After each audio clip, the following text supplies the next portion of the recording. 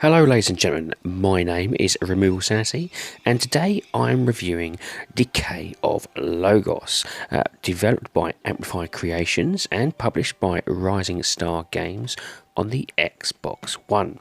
So what is Decay of Logos? Decay of Logos is best described as a Darksiders open world RPG with a breadth of the wild art style and Dark Souls combat. If that sounds like a perfect blend to you, you're not alone. The developers, Amplify Creations, are only 4 persons strong, and this is their first game. However, you would be forgiven for thinking this was made by a major multi-pound gaming company. The premise of the game is simple yet effective. You play as Ada, who is forced into a journey of revenge after her village gets destroyed by the Royal Guard. After collapsing at the feet of her dead parents, she's woken to see a mystical elk comforting her. A new bond forms and the elk becomes your companion. Together they explore the world for answers, solve puzzles, battle unique and terrifying foes before facing those who were responsible. And this leads me on to the gameplay. As mentioned previously, you have a companion whom is essential for your progression. The elk will help you with gameplay specific puzzles, battling the odd foe, letting you ride it, and even being a secondary inventory. Because of this, you'll be able to use your mount to prepare for bigger battles, as it can hold a variety of armour, weapons and potions. The elk itself can be ridden, but I found that you will need a soft touch to control its movements, otherwise it will become too unwieldy and almost impossible to control. Now at first, your companion will be wary of you, and you'll need to regularly feed and comfort your mount to ensure a good bond and keep its stress levels low. Not doing so will ensure that you will be bucked when trying to ride it, or it fleeing away when near enemies. Speaking of enemies, this gets me to the combat. Similar to Dark Souls, attacks and dodges are based on stamina and will require careful management to ensure that you don't overstretch yourself and leave yourself open to counterattack. At first I found this to be very challenging and would often perish at even the easiest of enemies. It took me a while to carefully watch and learn their attack patterns. However, once I had, I soon was dispatching them with ease. Understanding your own character's movements and combos based on the weapons you are holding is also essential, and once you start an attack pattern, you can't cancel. Many a time I misjudged an attack and left myself open to counters due to using a weapon that was not suitable or one that was way too slow for a quicker enemy. At no time when I perished did I feel it was the game's fault, but rather my own for being too eager or careless. There is a strict learning curve at the beginning. However, by the time you reach the game's hub, you should be more than adept at killing even the most trickiest of enemies. However, confirmation from the developers has stated that anyone playing on the day of release will have a slightly reduced difficulty due in the starting zone, as a day 1 patch will ensure a more smooth transition into the game's own difficulty. As with most RPGs, enemies drop loot. However, unlike most, here the loot is vital for surviving. Nothing here is crafted, everything is collected. Armour and weapons gradually degrade as you fight, and it won't be long before they are broken and useless. Because of it, it is essential to engage with enemies to get replacements and get better stuff. But it also means after a while, you learn the benefits for enemies for you are attacking. For instance, the first type of enemy is a tree person who gives you a variety of bark related armour. These buff your basic stats, but it's the charred variant of this enemy that gives you fire resistance at the cost of a little less armour. So, in the end, you start actively searching for certain enemies to get the perfect stat buffs in order to take down the bigger bosses easier. Like the smaller enemies, bigger bosses need you to carefully work out their attack patterns and choose a suitable weapon. For me, fire and poison heavy weapons were a godsend when facing these titans of health. However, to get to the bosses, this was always involved passing some minor enemies, which often left me well aware that with each attack, my weapons were getting more and more damage. This is why your second inventory within your elk is so invaluable, as you can hold a pristine weapon prior to entering the boss's lair. Weapon types are numerous, with a good selection of quick, heavy, short and long range types. Most will be collected based on the enemy type you have defeated. However, it's the specials found in chests that you will need to look out for. These beauties will provide more buffs than the usual enemy related weapons, and can do some amazing damage. Because of this, you will often fall in love with a particular weapon, and it will be devastating when it finally breaks, never to be seen again. As I said, everything is collected, not crafted. But when you get to the game's main hub, you do get the great option to repair.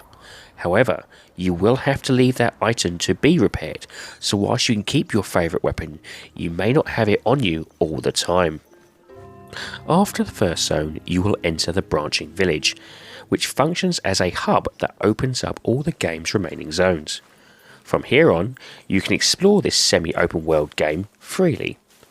In the village, you will meet up with any NPCs you have met along the way and gain access to new storage options, repair options, quests and even magical abilities. Because the developers have created a game with no hand-holding in terms of what and where to go, exploration is key to this game. The best weapons are hidden throughout the land, as well as other secrets or even mysterious NPCs. Secret shortcut passages back to previous zones can be found, which is a godsend as there's no quick travel option. As you explore, you will find shrines, which essentially become save points that restore your health, and camps, which allow you to rest and restore your stats.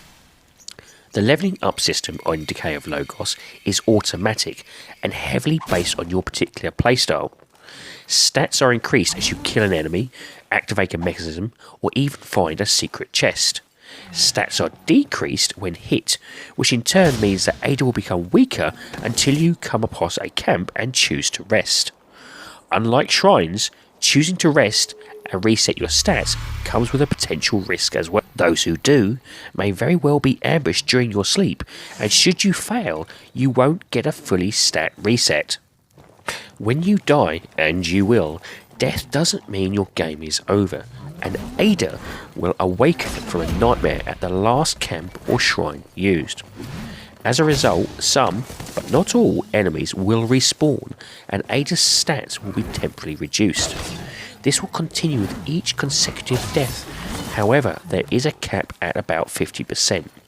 Another nice touch is that failure to rest will mean that not only the stats will get worse, so will Ada's animations and inventory screen.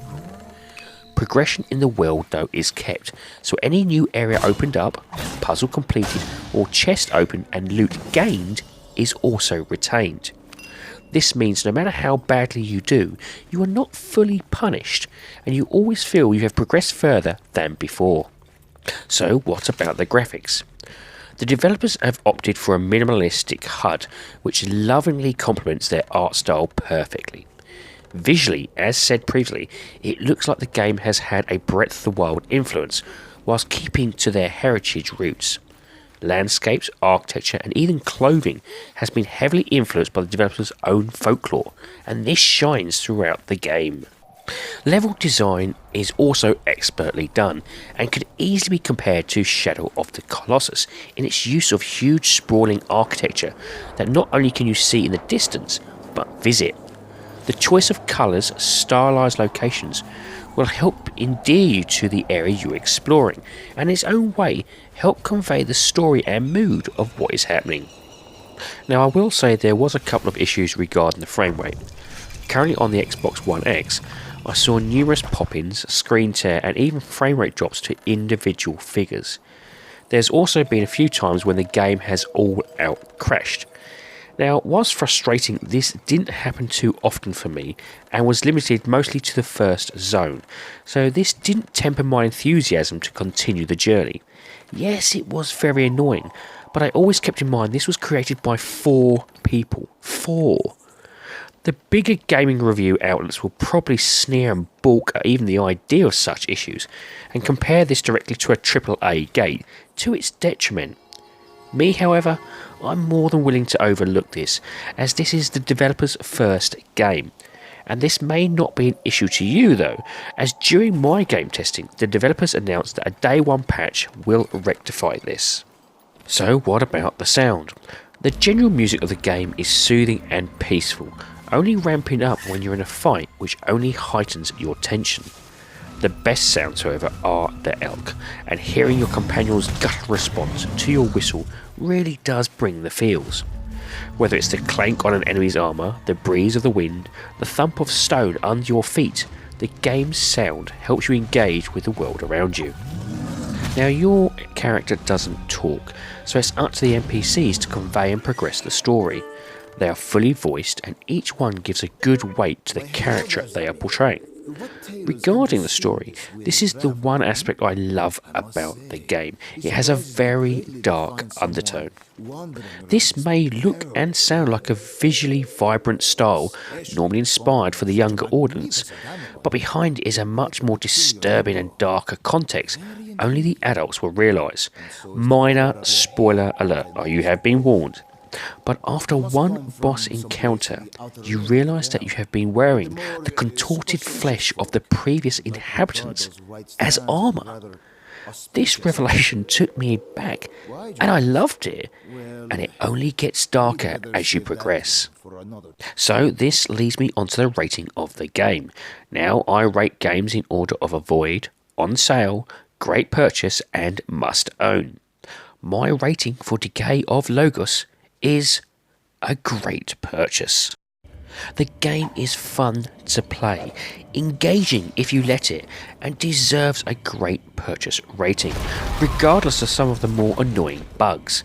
I can see what this small team was aiming for, and I'm impressed they were even able to achieve so much, even if some of the elements don't always work how they intended. Just an update, whilst editing this video, the developers have noted that console reviewers were accidentally given an outdated preview build that contained the bugs mentioned in this review. So players will receive a much more polished version of the game than was given to myself for testing. If anything, this only strengthens my view that this is a great game worthy of your funds. The game is currently priced on Xbox at around £16.75p, or approximately $20, and depending on your skill and patience would give you about 20 to 30 hours worth of gameplay. Now, Amplify Creations have tried to push the boundaries with their unique visual style, unique concepts, blend of gameplay genres, whilst giving a great amount of content for a low price. This is a developer to keep an eye on, and a game most will enjoy. Well, ladies and gentlemen, that's it. I do hope you like this review, and if you do, please like, share and subscribe if you so wish. And if you would like to put some notes or even just a comment in the comment section, I do like reading them. Anyway, have a great time gaming, and I'll see you all again soon.